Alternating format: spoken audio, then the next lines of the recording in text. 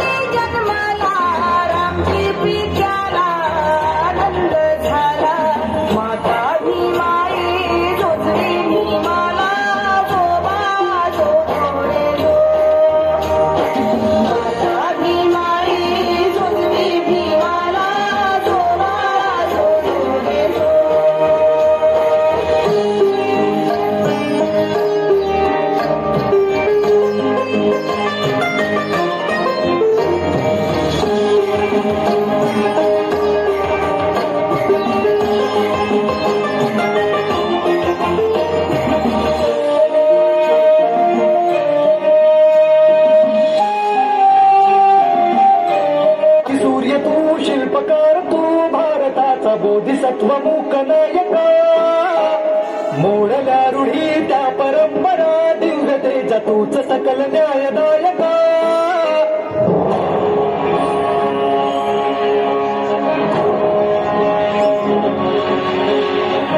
सूर्य तू शिल्पकार तू भारताचा बोधिसत्व मूकनायका मोडल्या रूढी त्या परंपरा दिव्य तेजा तूच सकल न्यायदायका. जीवन तुझे आम्हास प्रेरणा नाही दिशा तुझीच गर्जना गर्जना. भीमराया माझा भीमराया भारताचा पाया माझा भीमराया माझा भीमराया माझा भीमराया.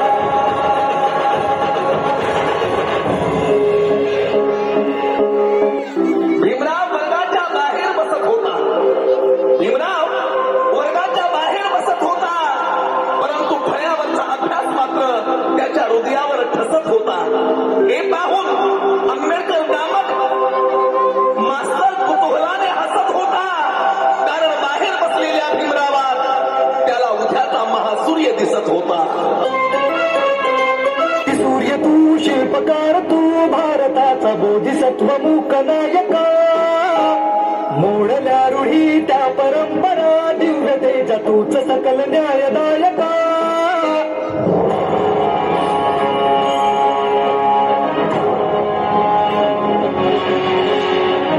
सूर्य तू शिल्पकार तू भारताचा बोधिसत्व मूकनायका मोडल्या रूढी त्या परंपरा दिव्य तेजा तूच सकल न्यायदायका. जीवन तुझे आम्हास प्रेरणा नाही दिशा तुझीच गर्जना गर्जना. भीमराया माझा भीमराया भारताचा पाया माझा भीमराया माझा भीमराया माझा भीमराया.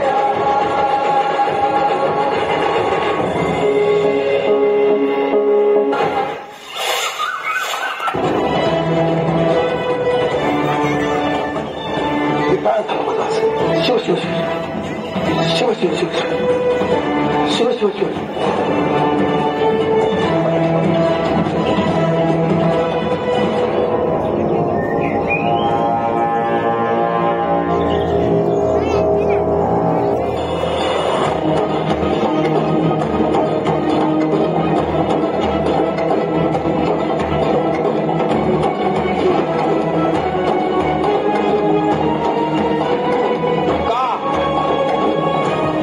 किती वर्ष हे उष्ट अन्न खाणारेस? किती वर्ष हे असं फेकलेल्या अन्नावरती स्वतःचं पोट भरण्याची ही दरिद्री रीत चालू ठेवणारेस? कशासाठी? नको रे बाळा, एक लक्षात ठेव बाळा, आत्मसन्मानाने जगता येत नसेल तर ते जगणंच नाही. अरे किडे मुंगे जगतातच, पण आपण माणसं आहोत ना. या वरच्या वर्गातल्या मूढभर माणसांना आपलं जगणं ठरवण्याचा काही एक अधिकार नाहीये. बस झालं, ही गुलामगिरी झिडकारली पाहिजे.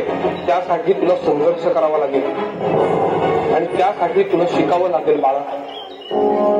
आपल्या बुद्धीच्या आणि ज्ञानाच्या जोरावर हे स्वतःला वरचढ समजतात, पण तीच बुद्धी तुझ्या जवळही आहे आणि त्याला धार येणारी ती केवळ आणि केवळ शिक्षणामुळे.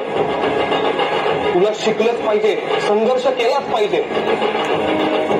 तू स्वतःचं आयुष्य बदलू शकतोस हे लक्षात ठेव बाळा.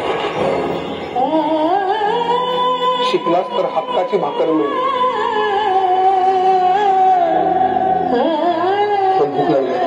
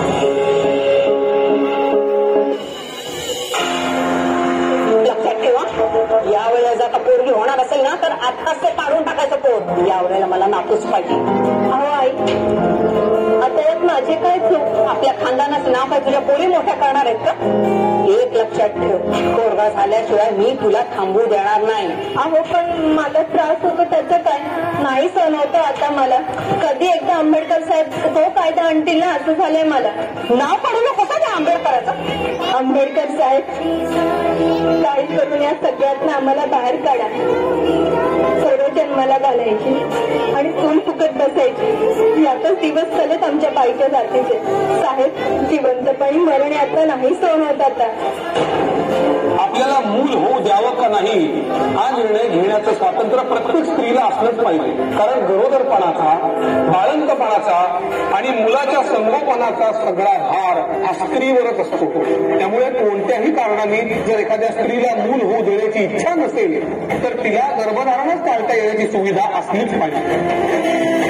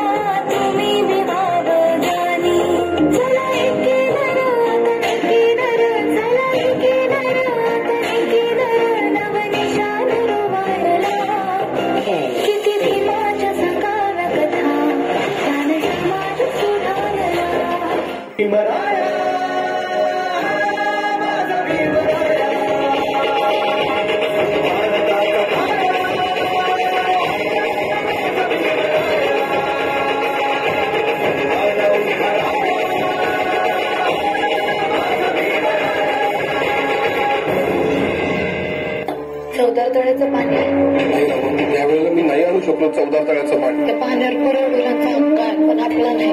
तो मी मिळवेन. तू आधी बरी हो ग. ठीक आहे, मला तुझी गरज आहे. तुमच्या सोबत 14 तळ्याचं पाणी प्यायल्याशिवाय मी मरणार नाही.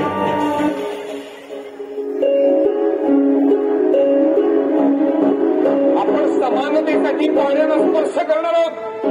प्रश्न पाप पुण्याचा नाहीये, प्रश्न आपल्या हक्काचा आहे.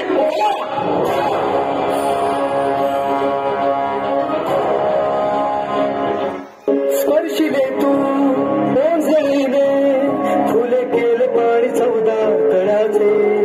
हक्क देऊन माणसाचे केले सोने पीडितांच्या जीवनाचे.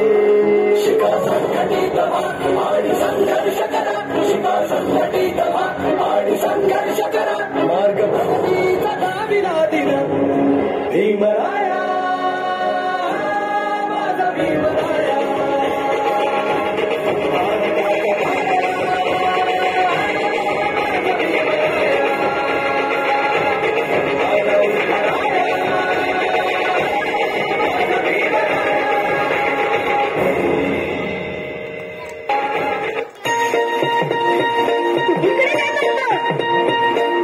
तू इकडे काय करतोय? तुझे आई वडील कुठे? ते तिकडे उभे. ते पण तिकडे उभे. तू येतो ना, पण मला सांग तुला भीती वाटत नाही का? मागच्या वेळेला इकडे हल्ला झाला होता.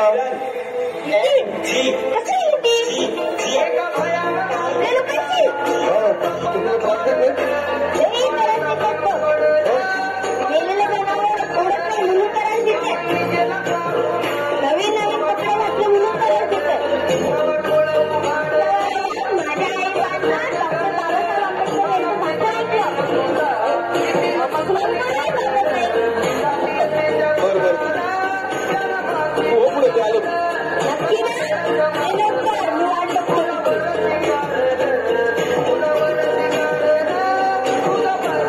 जास्त तुझी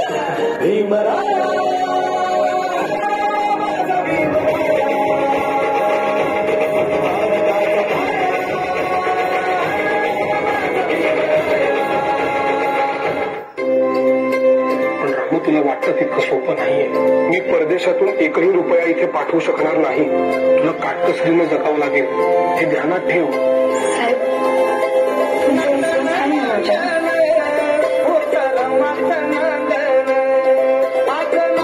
तुमच्या या पुस्तकांची जाण घेऊन सांगते साहेब. समजांचा समजा भाऊ, समजांची काळजी घेऊन.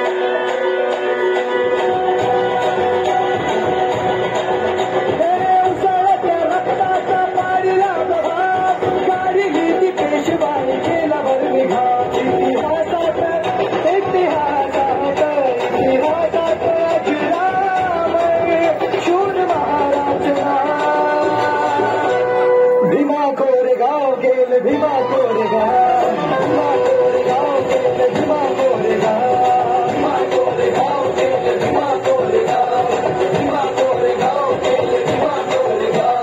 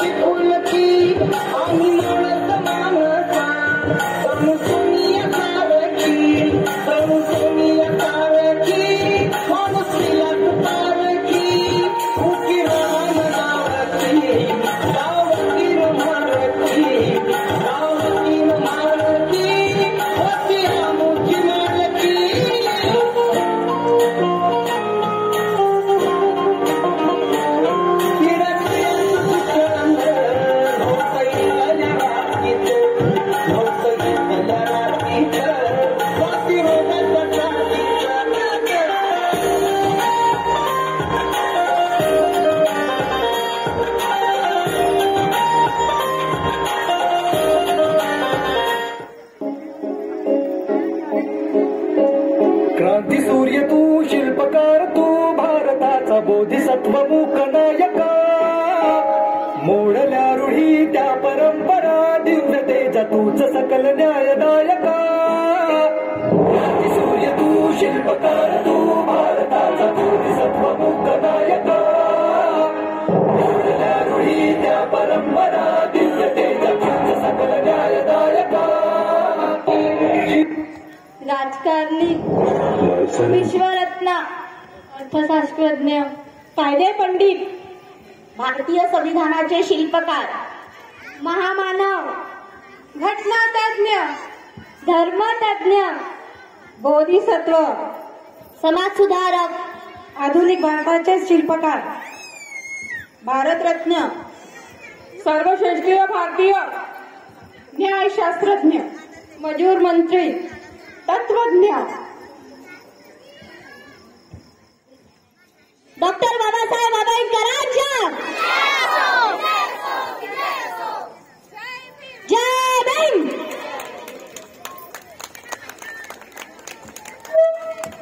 या नाटकात कविता सर्वांना विनंती आहे की जोरदार